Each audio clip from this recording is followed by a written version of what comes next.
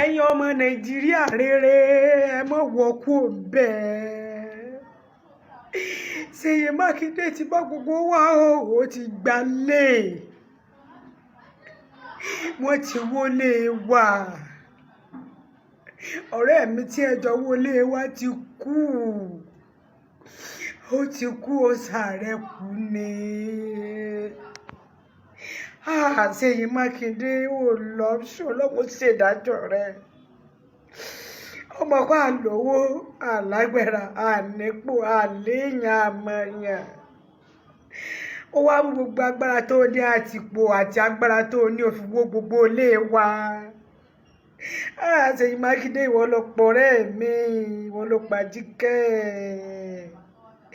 kọsọ́kọ̀ kò sẹ́ni kankan àdàgbé àdàfà ní ilé tó tún gbójúlé ẹ tó ìdẹ́mi náà gbójúlé ẹwé mi náà dá láríkà mú orí ìka ni mo ní kókó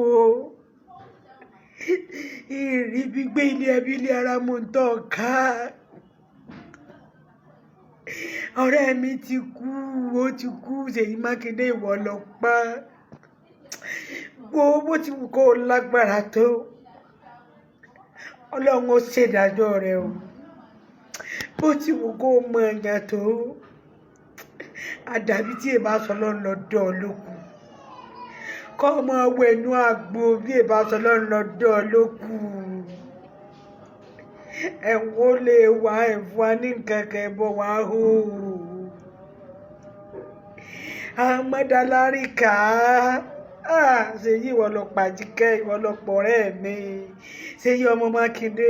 ọmọ ẹ̀gbọ́n Fáyíká ní ọ̀dájú ni ọ́ wọ́n gbogbo ẹ̀yin ọmọ Nàìjíríà tẹ́ bá ti ń wo fídíò yìí ẹ bá mi sí ààrẹ ni ìwọ tí wọn náà ò ní dẹrù rẹ rona tọmọ rí ò ní dọmọ ọlọ́mọ bá ń sí ààrẹ tẹni ẹlẹ́ni ò ní jíṣẹ́ rẹ bá ń sí ààrẹ. Ìwọ tó bá mi sí fídíò yìí ọmọ ní sọkàn ogun tí mo kábí àmọ́ jára rẹ̀ oògùn kò mọ̀ ní jà ọ́ ogun tí mo kábí àmọ́ ya sọmọ rẹ̀ lọ́rùn kò ní jà ọ́. Ìjọba mi sí fídíò ìkótì ẹ̀dọ́dọ̀ Ṣèyí Mákindé kọ́ wá gbé mi náà kọ́ wá gbé mi èmi mo bá sọ̀rọ̀ ní bá dínkù lọ́jọ́ sí kó gbé mi nígbà táwọn Flash FM wá èmi ni mo sọ̀rọ̀ lórí rédíò kọ́ wá gbé mi Ṣèyí ti pàjí kí ó ti pàyà Abíọ́dún kò sọ́kọ kò sẹ́ni kankan bá a ṣe bí ọ tó ọgbà púpọ̀ ọgbà gúngùn